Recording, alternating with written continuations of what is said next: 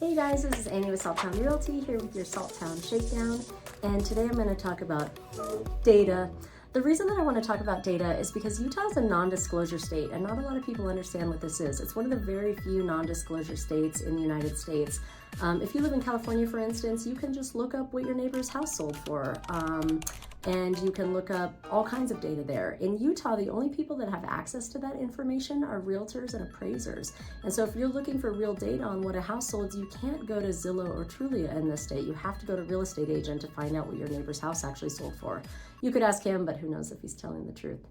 And so I've had my lender help me put together this graph here, and I think it's really interesting because I think that people think that the market is like really crazy and fluctuating right now, and it is fluctuating, but not maybe as much as most people think.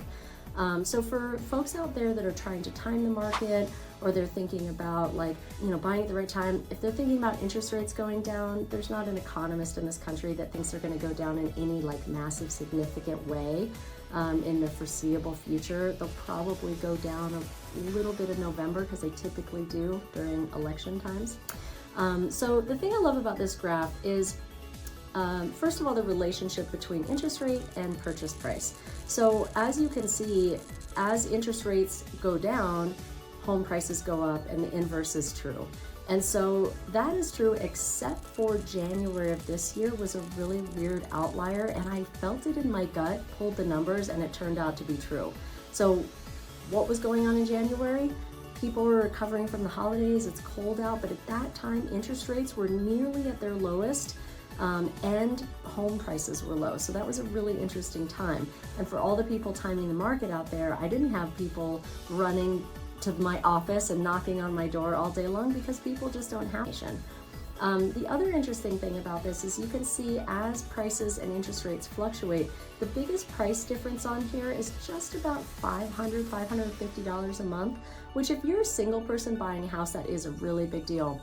But if you're a dual income household, $500 a month in order to get into a home sooner than later so that you can start building that equity might not be the end of the world for you. And so I like the idea that with interest rates and prices, the monthly payment just doesn't change that drastically. And so everybody knows the best time to plant a tree was 20 years ago, the second best time is today, and the truth is the same for real estate. So if you're in the market or you're thinking about being in the market, I think it'd be great to screenshot this, take a look and see, would it have made a huge difference in your life depending on when you could have bought? And then as spring comes and more houses come out the market, prices typically go up.